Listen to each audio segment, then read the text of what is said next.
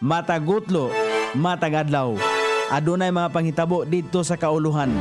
Panghitabo sa gawa sa atong nasod ug adunay mga panghitabo dinhi sa atong dapit. Mga panghitabo nga mao'y makapaikag sa katawhan nga mabinantayon sa lakat ug dagan sa panahon karon. Itanyag ning istasyon DXSR ang 7 o'clock Breakfast News.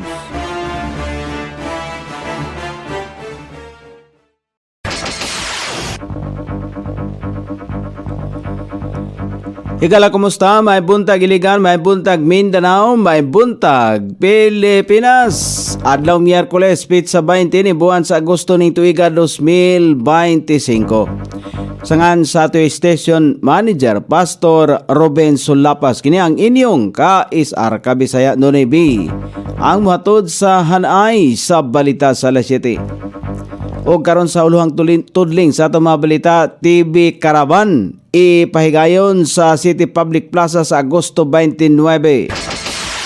Isinro gisita ang mga tindahan nga padayon nga gabaligya gagamit og single use plastic sa Tambo Market.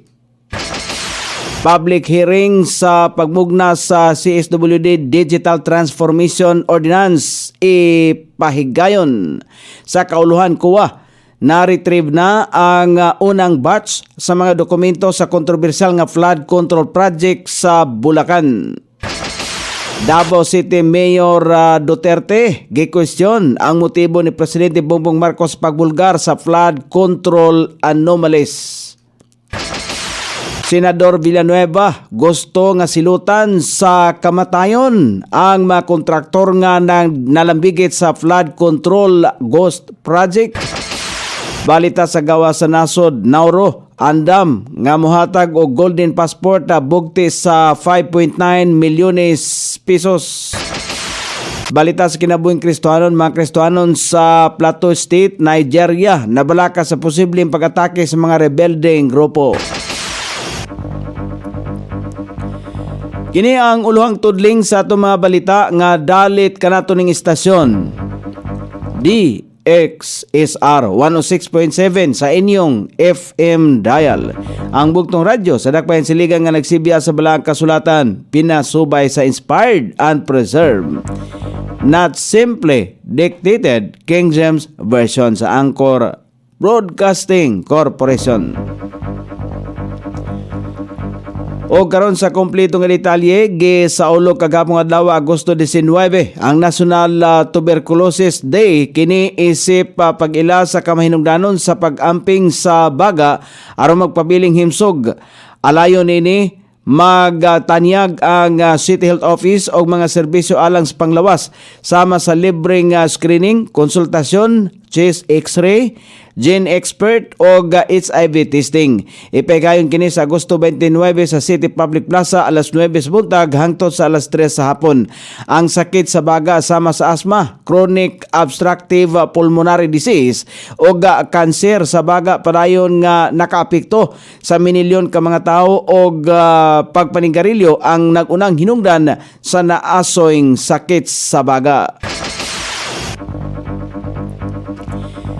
Gisita sa Iligan City Environment and Natural Resources Office ang siyam kamatidan sa Tambo Market nga nasapnan nga padayon nga gabaligya o gagamit o single plastic. Kini sa padayon nga gihimong inspeksyon sa Isenro isip pagpatuman sa ordinansa sa single-use plastic ban sa Iligan.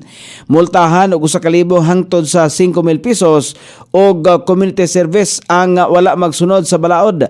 Giawhagan ang mga mamalitay nga magdala og kaugalingong sudanan aron adunay kasudlan sa gipamalit nga mga produkto gikan sa merkado sama sa reusable containers sa bayong, eco bag o guban pa. Kini aron maprotektahan og mamintinar ang kalimpyo sa palibot sa syudad o maminusan ang basura sa Iligan.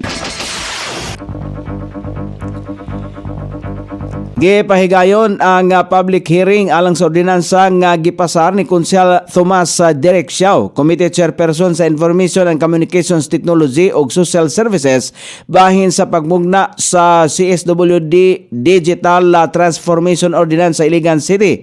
Misugyot si Dr. Paulo Miguel Banquiano gikan sa City Health Office nga klaruhon una ang mandato sa mga opisina nga kabahin sa ordinansa. Sumala pa niya adunay kalibog kung asa kuhaon ang mga datos nga gikinahanglan alang sa digitalization. Si Rex Sakayan gikan sa Information Communications and Technology Center misugyot usab nga magmugna og task force alang sa mapping, data definition og paghimo og mga palisya aron masayon ang pag-implementar sa balaod.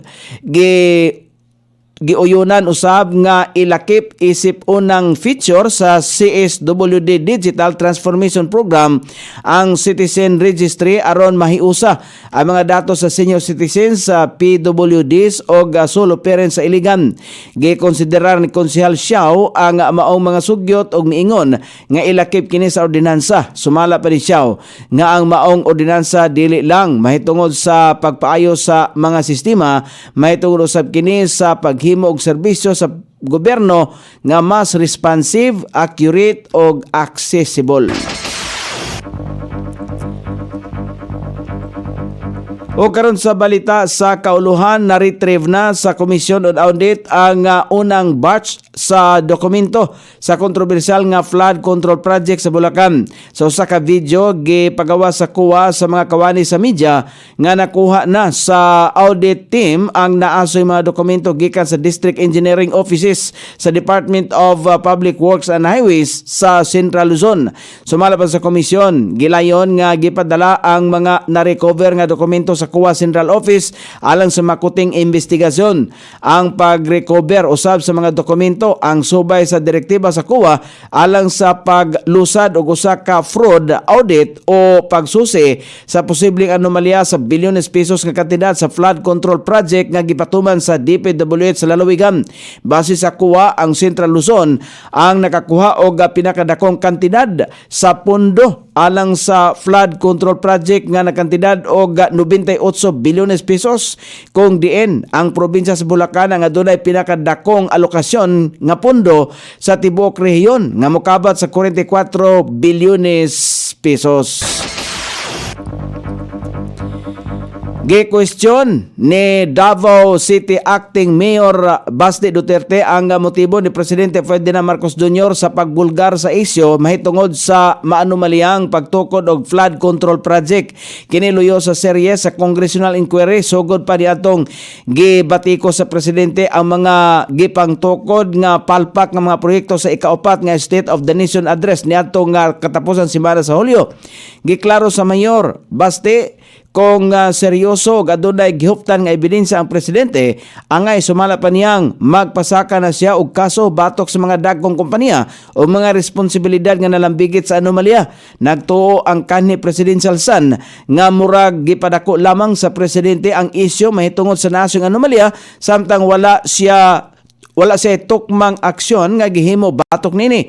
Dugang pa sa acting mayor, gipagawas lamang sa presidente nga adunay irregularidad o anomalya sa paggamit sa pondo sa mga naasoyng istruktura aron mapugos ang mga kompanya o mga adunahang personalidad nga making negosasyon ngadto kaniya. Gipalutaw sab ni acting Mayor Duterte ang posibilidad nga gusto lamang sa presidente nga kontrolahon ang pipila ka oligarko busa hingpit nang gibulgar ang anomalya sa flood control infrastructure. Sa katapusan, ang grupo paghihapon ni Presidente Marcos ang nakapahimulos. Luyo nini, nagsugod na ang managlahi nga investigasyon sa Kamara de Representantes o sa Senado mahitungod sa nasyong anomalya. Kapin sa tulo ka semana na gikan niadtong gibuksan sa Presidente ang naasoyng isyu. Gisugyot ni Senate Majority Leader Joel Villanueva nga silutan sa death penalty ang mga construction firm nga nalambigit sa Ghost Flood Control Project. Gihimo ni Villanueva ang pamahayag human na pulan na kini sa saad ni DPWH Secretary Manuel Bunuan nga matuman ang ilaang major flood control project sa kauluhan apan ang resulta wala pa gihapon masugdan. Gani gipakita sa senador ang mga video sa hearing sa milabay nga tuig 2022 hangtod sa 2024 kung asa iyang napamatud-an nga naalokar na ang pondo sa pipila ka proyekto apan wala gihapon masugdi ang pagtukod nini. Una nang gi-question usab ni Villanueva kung nganong adunay mga district engineers nga kalit nga nabalhin ang assignment sa laing probinsya human nga gipabuto ni Presidente Ferdinand Marcos Jr. ang pagpaimbestigar sa tanang flood control project sa DPWH sugod sa tuig 2022 hangtod karon. O karon sa balita sa gawa sa nasod, andam nga mohatag ang nasod sa Nauro o Golden Passport nga mokabat sa 5.9 milyones pesos ilalom sa Climate Resilience Citizenship Program.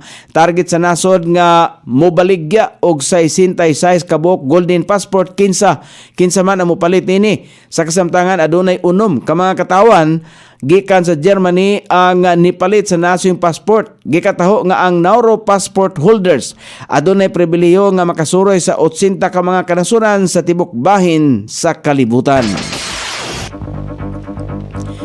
O karon sa balita sa kinabuhing Kristohanon, nabalda ang mga Kristohanon sa Plateau State sa nasod sa Nigeria tungod sa plano sa mga rebelding grupo nga magpahigayon og take over sa ilahang kayutaan og kaptangan pinagi sa pagpangatake. Gikataho nga sulod sa 4 ka bulan adunay lapas usa ka gatos ka mga Kristohanon ang namatay. Kadaghanan nini mga mag-uma sa nasoy lugar. Ang nasoy mga pagpangatake usab gigamit sa mga rebuilding grupo aron nga kuhaon ang tanang mga kaptangan nini og kwarta sa mga Kristohanon sa lugar. Tungod nini kadaghanan sa mga Kristohanon ang nawad-an og kayutaan, kaptangan og panimalay. O karon sa pagbanabana sa kahimtang sa dagan sa panahon, ang Intertropical Convergence Zone makaapektar sa Palawan, Mindanao, Easterly usab ang makaapektar sa eastern section sa Luzon ug sa Kabisayan. Ang Palawan, Catanduanes, Albay, Sorsogon, Northern Samar, Eastern Samar, Mindanao, Metro Manila ug ubang bahin sa nasod ang makasinati paghapon o manag-umol nga kalangitan karong adlaw. Inubanan sa patak-patak ka mga pagulan kini epekto sa Intertropical Convergence Zone o easterlies. Sukod sa temperatura din sa dakbayan siligan ang kabugnaon ana sa 25 ug ang kiniton musangko sa 31 degrees centigrado. Ang adlaw misilang kagana sa alas 5:43 ug mosapon niya sa alas 6:16 sa sayong takna sa kagabhion.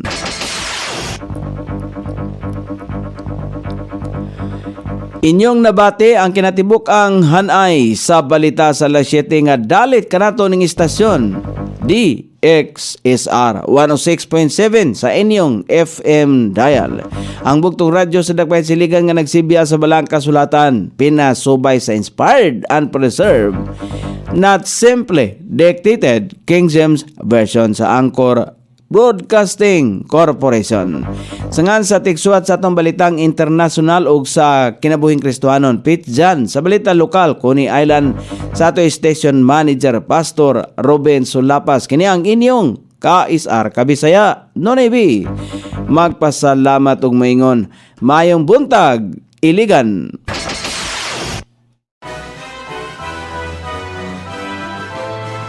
Inyong nabati ang 7 o'clock breakfast news hangtod na usab og mga adlaw sa samang takna o sa samang istasyon. Daghang salamat sa iyong pagpaminaw og maayong buntag.